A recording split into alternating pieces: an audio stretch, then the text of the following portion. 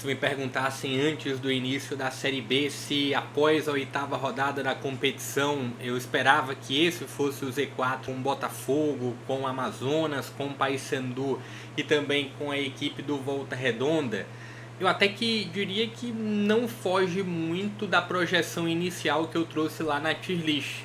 Volta Redonda e Botafogo eu imaginava sim que estariam nessa luta e que devem permanecer nessa luta até o final da competição. Botafogo até teve a troca do comando técnico agora há pouco com a saída do Zanardi e a chegada do Alanal.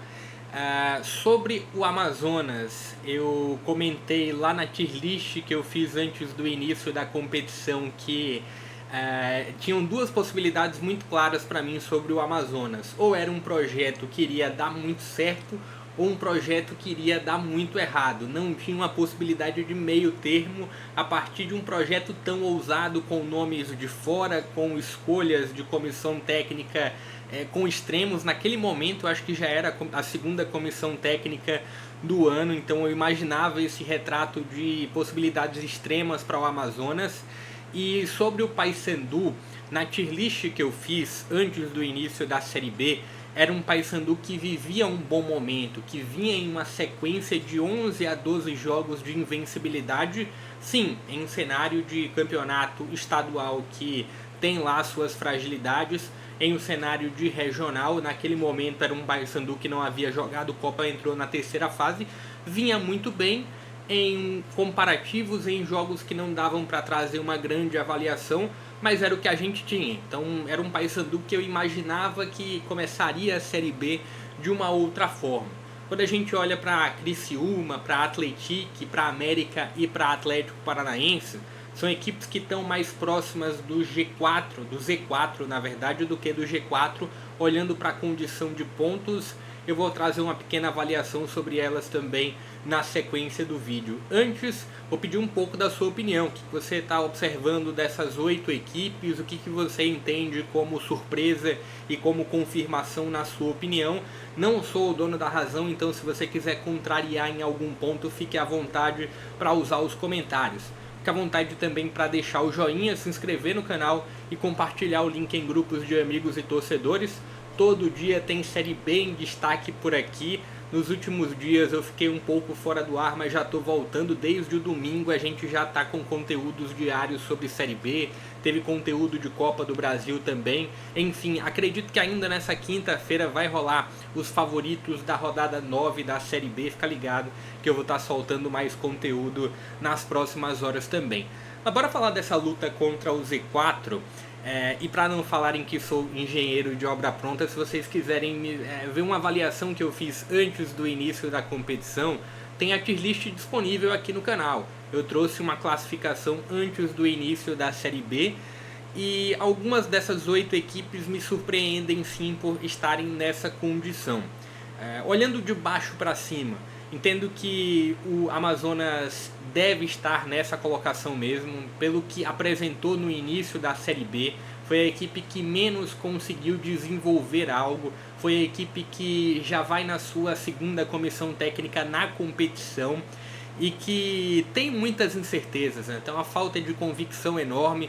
Eu venho batendo numa tecla que faltou foco na construção do grupo do Amazonas, do elenco do Amazonas, e um direcionamento maior e melhor também.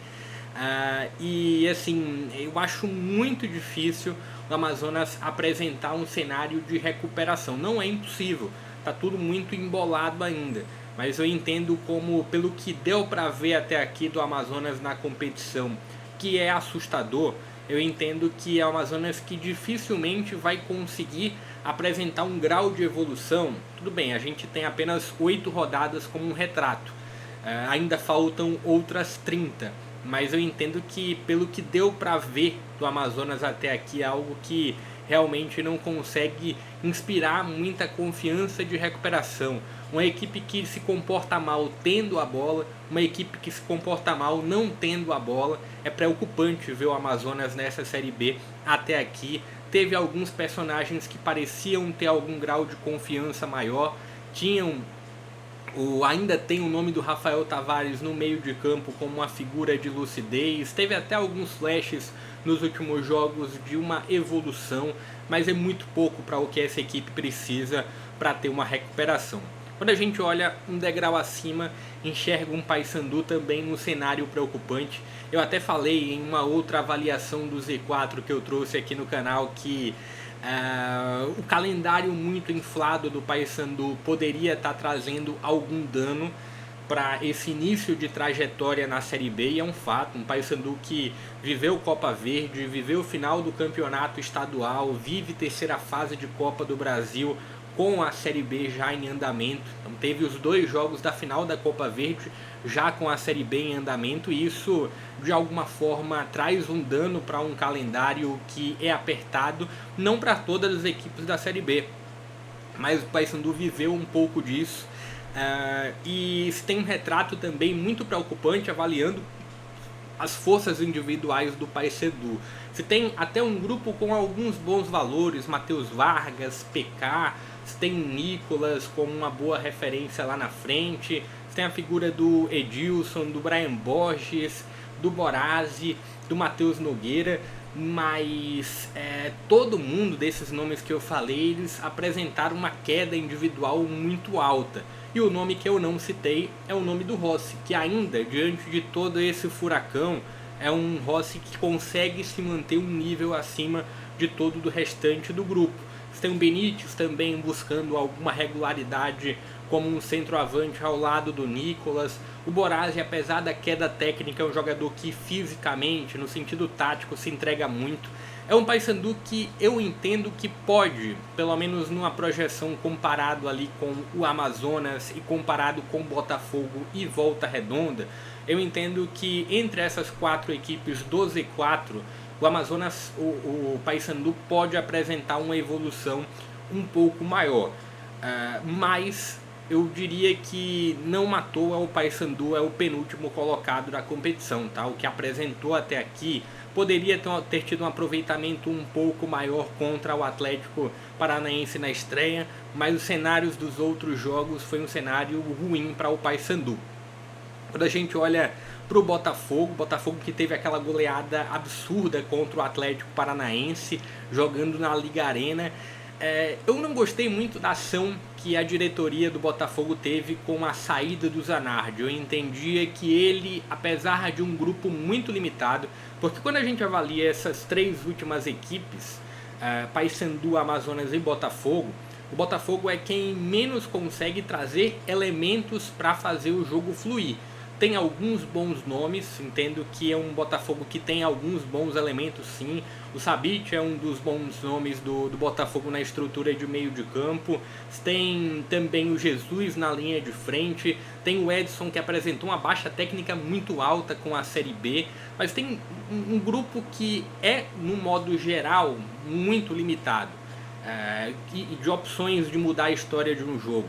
E aí eu entendo que o Zanardi vinha conseguindo até entregar algo. E a derrota para um Forte Operário não poderia representar um final de um ciclo do Zanardi. No final das contas, tem o final do ciclo com o Zanardi, tem a chegada do Alan Al para, quem sabe, girar a chave. Entre a saída do Zanardi, que eu não entendi como positiva, eu vejo que a chegada do Alan Al, entre as opções de mercado mais próximas para o Botafogo, a escolha pelo Alan Al foi uma escolha positiva. Vamos ver o que ele consegue extrair desse grupo. Um outro time do Z4 é o Volta Redonda. Tem apenas uma vitória na competição, que foi justamente sobre o Paysandu. E é um Volta Redonda que tem até um bom grupo olhando no sentido defensivo. É um Rogério Corrêa que consegue extrair muito bem do grupo na fase defensiva, mas é um grupo também avaliando peças do meio para frente, principalmente no meio de campo, para construir situações. É um Volta Redonda pobre, um Volta Redonda que precisaria de mais forças individuais para gerar um salto de qualidade no meio de campo. Precisa de um 10? Acredito que sim. E tem um ponto de um 10 que é difícil de encontrar no mercado. Tem um Goiás que até um dia desse não tinha um 10. Aposta no Benítez, ex-América. Então é difícil você encontrar um 10 no mercado. para gerar um salto de qualidade para o Volta Redonda. Mas eu entendo que é uma equipe que vem sendo competitiva, o trabalho do Rogério Correia vem conseguindo entregar algo. E tem um ponto também sobre esse Volta Redonda que eu queria trazer como um asterisco, assim, né? Só como observação.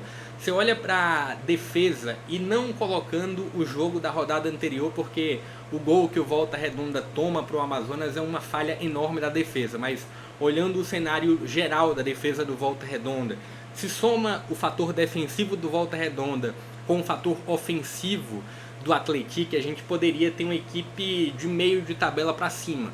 É impressionante, e até pulando o Criciúma rapidamente para falar sobre o Atlético, é impressionante como o Atlético consegue ser organizado ofensivamente. A equipe do Roger, ela, até por ser treinada talvez por um atacante, um ex-atacante, é uma equipe que consegue ter uma organização ofensiva e peca no momento de definir. É um Atlético que perdoa demais as falhas do adversário. E não estou falando nem no sentido de o Atlético é uma equipe que tem muito volume, que tem muito controle da posse de bola. Nem sempre ter controle da posse de bola quer dizer que você tem um ataque bom. É um Atlético que chega a criar situações, mas que define muito mal as chances criadas. E aí você tem uma linha defensiva que eu diria que não é a pior da Série B, olhando individualmente, mas é uma linha defensiva que sofre. E aí talvez o que sobra de organização ofensiva, falta de organização defensiva para o Atlético, que poderia ter mais pontos facilmente na competição. Se não deixa um ponto escapar diante do Vila Nova no Independência, se não deixa um ponto escapar contra o CRB também no Independência, 2 jogos em que o Atlético perde no apagar das luzes. Então poderia ser um Atlético com aproveitamento minimamente melhor. Sobre o Criciúma teve a escolha do Zé Ricardo, que me surpreendeu para o início da temporada.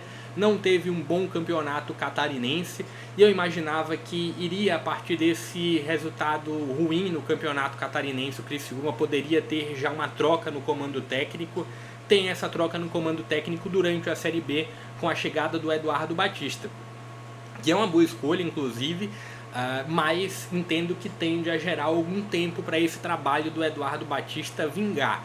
Eu vi muita repercussão dos torcedores do Atlético Paranaense em redes sociais sobre o quão existe de preocupação em relação a Z4.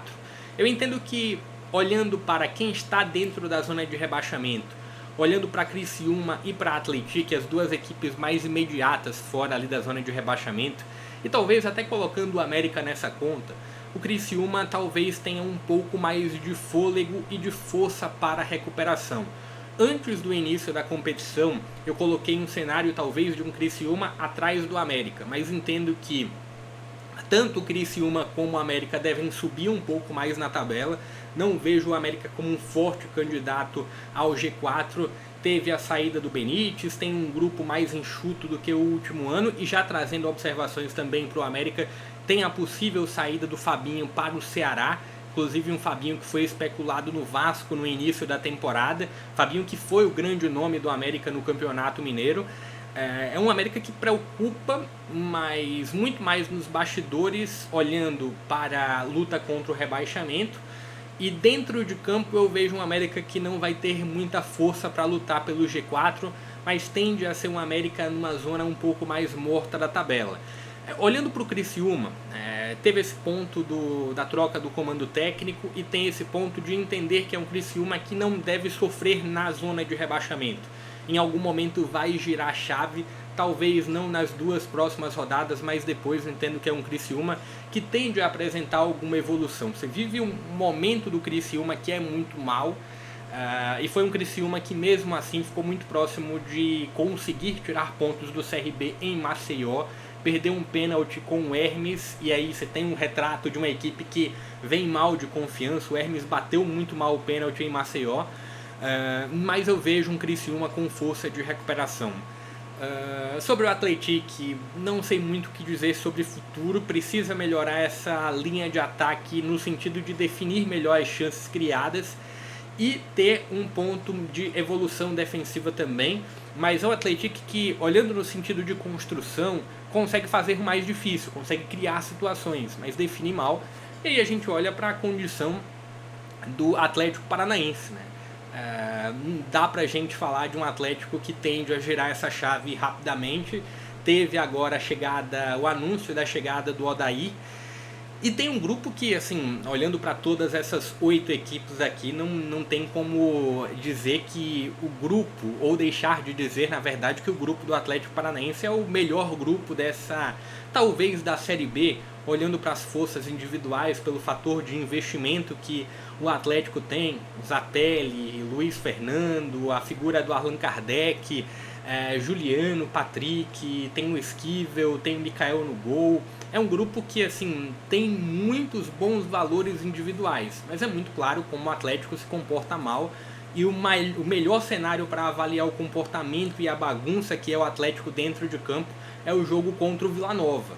Talvez com o Barbieri a desorganização não era tanta, mas houve a saída do Barbieri, e aí foi uma bagunça total contra o Vila Nova, perdeu por 2-1 e poderia ter sido um massacre, porque o massacre dentro de campo existiu, no placar nem tanto.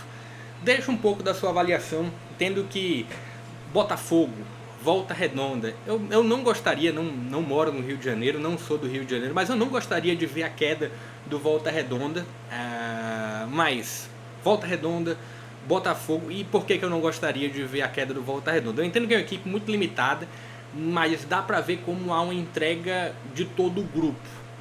Uma entrega que, por exemplo, eu em alguns momentos não vejo no Amazonas. Pode estar muito afetada pelo que é a bagunça também em campo do Amazonas. Então, Volta Redonda, Botafogo e Amazonas tendem a estar nessa luta até o final. Paysandu, se não consegue e já tem uma promessa de Barca saindo e de uma leva de jogadores chegando, pode girar um pouco essa chave. Entendo que o início da Série B foi muito afetado pelo calendário muito inflado. Criciúma tende a sair, Atlético não sei até que ponto o Atlético pode se mexer muito dessa condição. América e Atlético eu entendo que tem forças para evoluir também, mas é uma competição que traz algumas forças interessantes, como é a Ferroviária, que subiu e consegue desenvolver algo melhor do que o América, desenvolver algo melhor do que o Criciúma, do que o Atlético Paranaense. No lado coletivo, não sei até que ponto a equipe do Bergantim vai ter fôlego para manter esse bom aproveitamento. É uma Ferroviária que vive um meio de tabela. Tem uma Chapecoense com um grupo também, individualmente, eu vejo um grupo que traz limitações, mas tem um grande trabalho do Dalpozo, que faz justiça à posição de uma Chapecoense que luta lá em cima. Enfim, vamos ver o que a Série B reserva para o futuro. Deixa um pouco da sua opinião, deixa o like se curtiu o vídeo, deixa também ativa o sino de notificações se quiser, porque assim que sair o vídeo dos favoritos também da rodada, você vai estar sendo notificado. Vou ficando por aqui. Deixa a sua opinião em relação a essa luta contra o Z4. Quais são as 4 equipes que devem sofrer mais na sua opinião? Até a próxima.